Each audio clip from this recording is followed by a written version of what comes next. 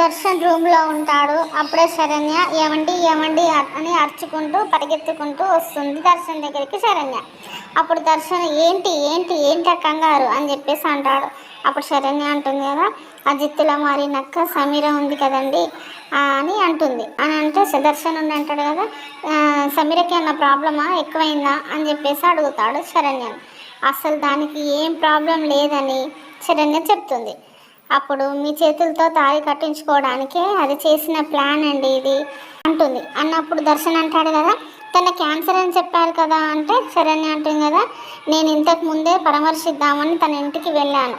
వెళ్తే అక్కడ ఏం జరిగిందంటే అని చెప్పి అక్కడ జరిగిన సంగతి చెప్తుంటుంది శరణ్య దర్శన్కి. ఏం జరిగిందంటే సమీర అంటుంది కదా, దర్శన్ నన్ను పూర్తిగా నమ్మేశాడు, తనతో నా మెడలో తాళి కట్టించుకొని నీ అడ్డు ఎలా తొలగించుతానో చూడు అని చెప్పేసి అంటుందండి నాతోటి అని చెప్పేసి శరణ్య దర్శన్కి చెప్తుంది.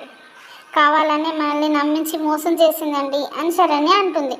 అప్పుడు దర్శన్ అంటాడు కదా, సమీరను ఊరికే వదిలిపెట్టద్దు శరణ్య అని అంటాడు.